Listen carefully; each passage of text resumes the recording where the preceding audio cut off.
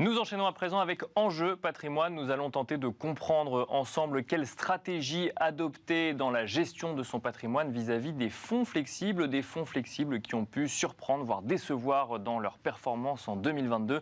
Pour en parler, nous avons le plaisir d'accueillir sur le plateau de Smart Patrimoine Axel Pinon. Tout d'abord, bonjour Axel Pinon. Bonjour. Bienvenue sur le plateau Smart Patrimoine. Vous êtes membre du comité d'investissement de Carmignac. Nous avons le plaisir d'accueillir également sur le plateau Vincent Danis. Bonjour Vincent Danis. Bonjour. Vous êtes président de Savignan. Alors effectivement, l'idée c'est de faire un focus sur les fonds flexibles et de comprendre comment ils s'intègrent dans une stratégie d'investissement en 2023 et pour les années à venir face à une concurrence qui peut être un petit peu plus rude, on en parlera dans un instant. Tout d'abord, Axel Pinon, si on regarde les fonds flexibles en eux-mêmes, ils ont pu décevoir sur cette année 2022 pour certains d'entre eux, notamment en termes de performance. On rappelle pour ceux qui nous écoutent qu'un fonds dit flexible, c'est un fonds qui permet d'avoir une gestion active, voire très active, c'est-à-dire de sortir ou d'entrer sur un certain nombre de positions en fonction du contexte économique. Et en 2022, peut-être que le contexte a été un peu plus difficile à lire pour un certain nombre de professionnels de l'investissement. Oui, 2022 a vraiment été une année d'anomalie pour les fonds flexibles, parce que les fonds flexibles ne sont pas nouveaux. Ils ont été lancés maintenant il y a plusieurs décennies, et Carmignac a d'ailleurs été un des pionniers en lançant le sien en 1989. Et ils ont eu le vent en poupe pendant des décennies parce qu'ils ont permis d'offrir des rendements intéressants, des rendements réguliers, en offrant aux clients, ce que vous disiez, vraiment une allocation optimisée entre les actions d'un côté et les obligations de l'autre, en s'adaptant au contexte macroéconomique. Donc c'est une solution qui a été pendant des décennies privilégiée pour gérer l'épargne, pour préparer la retraite. Et malheureusement, ces fonds flexibles reposent sur une règle de diversification qui est très connue des bases de finances, la règle des 60-40. On prend 60% d'actions, 40% d'obligations et on a à peu près le cocktail pour le long terme. Avec cette idée que les obligations protègent un petit peu plus le capital et les actions vont chercher la performance. Tout à fait. Quand l'une des classes d'actifs baisse, en général, l'autre compense. Et c'est quelque chose qui s'est passé pendant des décennies. Et 2022 a donc été une anomalie dans tout ça, parce qu'on a eu un environnement de marché où, quand on regarde les actions globales d'un côté, on a eu moins 16%. Et les marchés obligataires internationaux, on a eu aussi moins 16%. On a vraiment eu un vent de panique qui a touché aussi bien les actions que les obligations. Et donc cette corrélation négative à la base des fonds diversifiés, des fonds flexibles, qui s'est effondrée. C'est-à-dire que là, il n'y avait plus une classe d'actifs qui, entre guillemets, pouvait sauver l'autre, ou ça montait ensemble, ou ça baissait ensemble. Et voilà, et là, on a eu le cas où ça a baissé ensemble.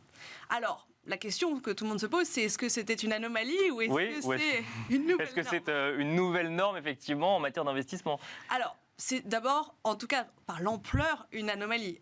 Il faut se rappeler quand même le contexte dans lequel on était l'année dernière, avec déjà des pressions inflationnistes très très fortes. Sur tout ça est arrivée la guerre en Ukraine, et donc on a eu une inflation qui n'avait pas été vue depuis 40 ans.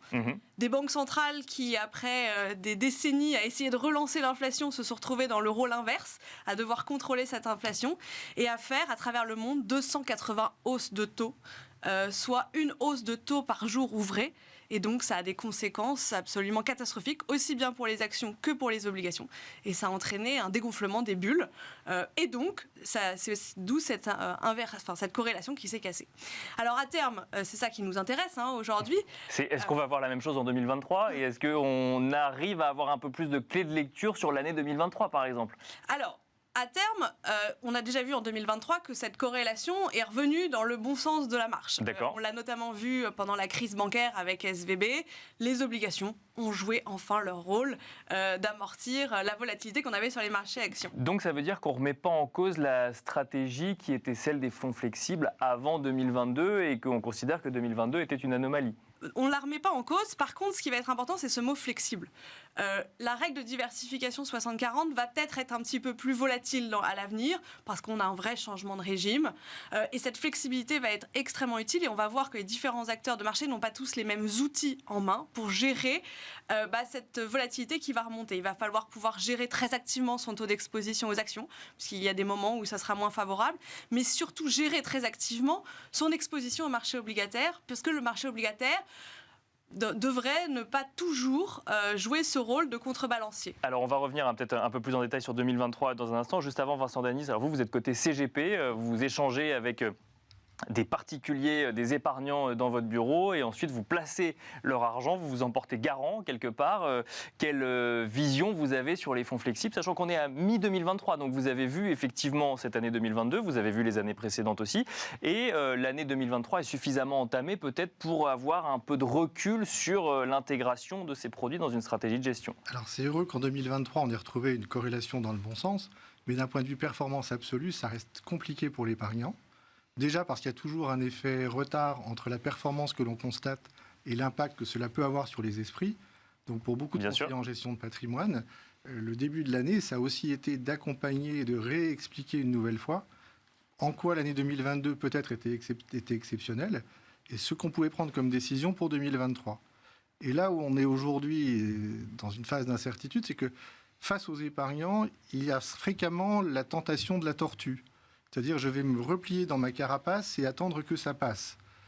En tant que CGP. Vis-à-vis de l'Ukraine, vis-à-vis de l'inflation, l'épargnant, aujourd'hui, il se dit, que dois-je faire ? J'ai perdu plus que je ne pensais un jour perdre sur des fonds parfois présumés prudents. Je n'ai pas forcément envie, et ce n'est pas le conseiller qui va forcément dire, investissez en actions. Aujourd'hui, il faut y aller avec l'inflation. C'est le rêve. Non, donc incertitude, prudence, et beaucoup d'offres concurrentes qui peuvent être analysées et comparées. Les assureurs ont boosté les fonds en euros et en ont fait des quasi-équivalents livret A, bonus inclus en 2023. Le livret A a lui-même vu son taux revalorisé, alors il est limité, mais bien sûr. Le livret A, oui, mais du coup, le fonds en euros qui arrive presque au même niveau de performance devient une alternative dans les contrats d'assurance vie multisupport. On a vu fleurir les fonds obligataires datés avec la hausse des taux obligataires. Et pour les épargnants qui seraient prêts à attendre 2025, 2026, 2027, on peut avoir un potentiel de rendement sans prendre trop de risques à 3-4% qui en fait se révèle supérieur à ce qu'on a pu observer sur les fonds flexibles au cours des 3 ou 5 dernières années. Et puis on a encore deux concurrents. Le concurrent non coté, parce qu'il est non coté, n'a pas subi les baisses de 2022. Ça ne veut pas dire qu'il est plus prudent aujourd'hui. Oui, ça veut dire qu'aux yeux il y a un niveau de risque aussi. Oui. Il s'est comporté de manière satisfaisante. Et puis, dernier élément, on peut avoir les fonds structurés, parce qu'on a vu ressurgir avec cette hausse de taux également des fonds structurés, soit capital garanti, soit avec une très forte protection, et un potentiel de gain qui certes prive d'une partie de la hausse si jamais il y a hausse, mais qui en fait reste supérieur aux performances de 2022. Donc ce que vous dites, c'est qu'aujourd'hui, le CGP a une myriade de produits qui sont tous finalement concurrents en matière de performance. Dans l'accompagnement de l'épargnant, on va plus que jamais, je pense, prendre en compte son horizon de projet pour imaginer, face à cet horizon, ce qu'on peut lui proposer comme illiquidité éventuelle pendant la durée de détention présumée.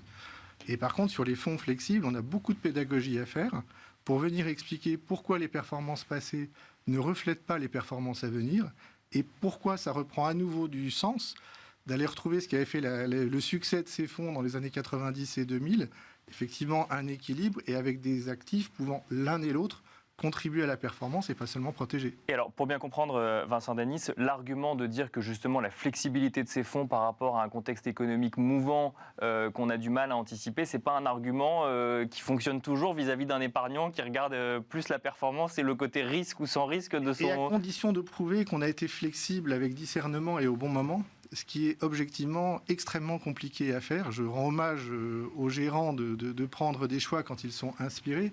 Si on regarde début 2023, ce qui est très particulier, c'est d'avoir des hausses des marchés actions qui en fait sont concentrés sur des très petits nombres de valeurs. Bien sûr, oui. Que ce soit aux États-Unis ou en Europe, en France, sur le secteur du luxe.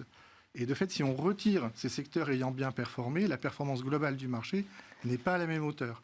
Donc, trouver un gérant de fonds flexible qui a su à bon escient choisir le bon secteur, les bonnes valeurs ou autres, oui, c'est important. Et de fait, la fréquence et la qualité des reportings, je pense, sont plus que jamais importants pour aider les conseillers aussi à orienter leurs clients. Et ensuite, expliquer les choix de gestion au fur et à mesure. Axel Pinon, justement, Comment on aborde cette année 2023 déjà? Où est-ce qu'on va chercher la performance? On va la chercher sur l'obligataire, puisque c'est là où ça offre pour le coup de la performance un peu plus sûre, entre guillemets? Eh ben, c'est un très bon point parce qu'en fait, cette nouvelle concurrence sur le livret A, le fonds en euros, où on voit des taux affichés plus élevés, ça reflète totalement les taux courts qui, eux, Bien sûr, ont monté.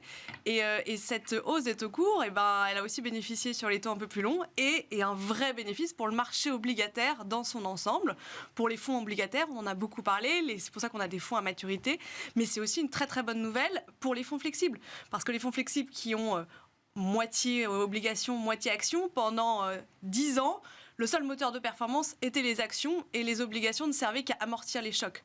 Aujourd'hui, on a retrouvé 2 jambes de performance. On va pouvoir faire de l'argent sur les actions et sur les obligations.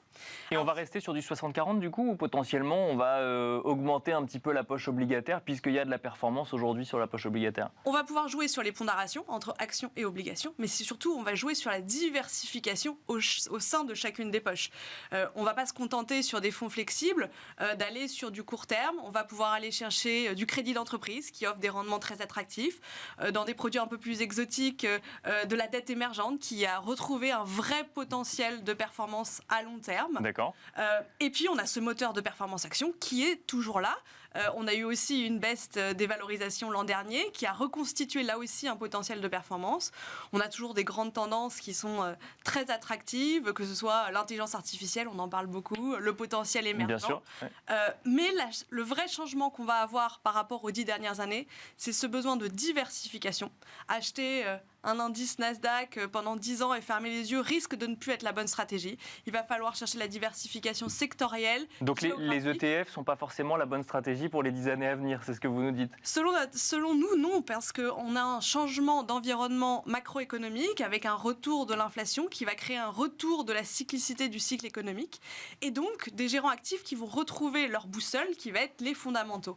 Et donc on va avoir des rotations sectorielles à l'image de ce qu'on a vu l'année dernière sur les actions où les entreprises de technologie ont baissé très fortement. Oui, puis surtout ce qui était frappant, alors on l'a vu sur le secteur bancaire, il y avait une actualité, mais même aussi sur les technologies, que c'est non seulement ça baisse très fortement, puis c'est très rapide. Donc ça fait peur effectivement à celui qui a investi là-dessus et qui d'un coup d'un seul voit la valeur de ses investissements divisée par 2. Oui, ça va vite et c'est pour ça que la gestion active va retrouver vraiment ses lettres de noblesse pour les 10 prochaines années. Il va falloir faire de l'éducation sur le retour de la volatilité. On a perdu cette habitude. Les banques centrales étaient là pour gérer le risque à notre place. Et maintenant il va falloir accepter plus de volatilité, mais plus de volatilité, il faut le voir de manière positive, c'est aussi plus de potentiel de rendement. Et ce potentiel de rendement supérieur, on va en avoir besoin parce que qui dit environnement inflationniste structurellement plus élevé, dit que peut-être que 3% ne sera pas suffisant pour se couvrir de l'inflation dans les 10 prochaines années. Vincent Denis. Il y a un autre élément, c'est qu'un contrat d'assurance vie, ça ne fonctionne pas comme un compte titre. Et l'épargnant, même s'il suit assidûment les marchés, il ne peut pas réagir vite. Il va être tributaire du temps de réaction de l'assureur. Donc en fait, réintégrer dans son allocation un fonds dont le gérant, lui, va avoir pour mission de réagir vite quoi qu'il arrive, ça a aussi du sens parce que ça lui permet de coller davantage avec cette actualité dont les conséquences sont immédiates et très fortes. Donc il faut avoir cette possibilité aujourd'hui quand on investit dans un environnement incertain, c'est ce que vous dites, ou en tout cas tout dépend du niveau de risque qu'on est prêt à prendre, bien sûr, mais... Soit vous dites, je fais confiance à des tendances fondamentales et je suis convaincu qu'à très long terme, l'intelligence artificielle, les nouvelles énergies permettront d'asseoir une croissance supérieure et vous prenez ces paris-là. Soit vous êtes sur des actifs plus globaux, plus diversifiés, et vous savez via l'assurance vie que vous ne pourrez pas intervenir en moins de 48 heures, 72 heures. Donc là, il faut avoir peut-être une partie de fonds qui réagira beaucoup plus vite et qui couvrira sur des risques extrêmes si jamais ça devait arriver. Il y a un moteur dont on n'a pas parlé, ce sont les devises, que vous pouvez utiliser aussi dans les fonds flexibles, évidemment, et qui est un thème d'investissement qui est quasi impossible pour un épargnant en direct. Donc, oui, c'est un très bon point sur les devises. Alors, on va avoir l'euro et le dollar, bien sûr, qui ont des vertus au-delà de performance, aussi de gestion du risque. Le dollar a quand même son rôle normalement d'actif refuge. Mais on va trouver des choses très intéressantes aussi dans les devises émergentes qui, là, offrent des potentiels de performance à moyen long terme très intéressants. Et on va devoir s'arrêter là-dessus, malheureusement. Merci beaucoup, Axel Pinon, membre du comité d'investissement de Carmignac, d'être venu sur le plateau de Smart Patrimoine. Merci également Vincent Denis, président de Savignan. Merci à vous de nous avoir suivis. On se retrouve très vite sur Bismart.